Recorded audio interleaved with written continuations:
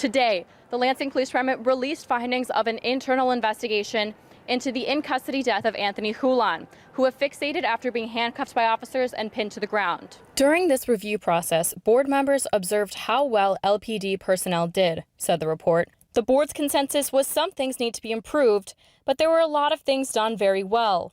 Heather Hulan, Anthony's sister, says the report flies in the face of her family's experience. It's the dismissiveness. That's it for me. It's just they have dismissed Anthony. They have dismissed our family. And that's just really how it feels with the way they put that together. Definitely there's a lot of information lacking that, like Jennifer said, it'll all come out later, but it's the feeling of the dismissiveness. The report's conclusion continues, saying all LPD personnel involved in this incident conducted themselves professionally and with compassion for the deceased Anthony Hulan, who was clearly in crisis. Hulan was arrested on suspicion of domestic violence after allegedly assaulting his roommate. He was taken to Sparrow Hospital because he was behaving erratically and found to have ecstasy and methamphetamine in his system. When Hulan was in jail, officers handcuffed him and pinned him to the ground. Video from the police station shows Hulan telling the officers he couldn't breathe and was going to pass out. The officers continued to pin him down. He died in April of 2020, but the city did not discuss the role of officers in his death or the fact that a medical examiner ruled the death a homicide due to asphyxia until Hulan's family filed a wrongful death lawsuit in the fall of 2020.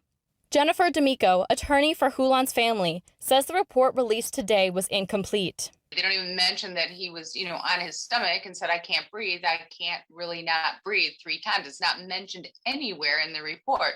And that's the whole point. And the videos don't lie. It's Lansing investigating Lansing. So we did not have expectations that they would find policy violations or say that they did anything wrong because we're in litigation. None of the officers involved have faced charges. The report specified that the autopsy definition of homicide is different than the legal definition.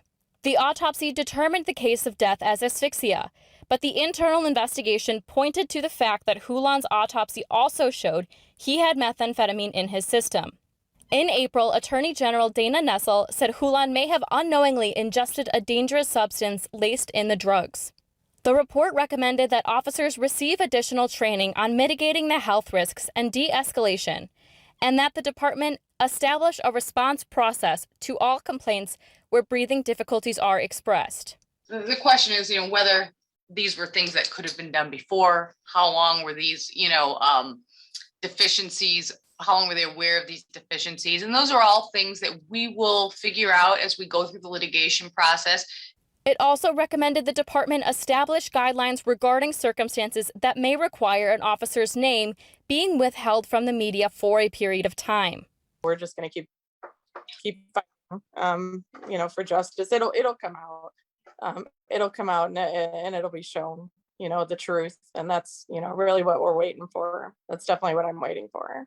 In a press release, Lansing Police Department said it is not at liberty to give any further statement on this incident due to the fact that there is pending civil litigation.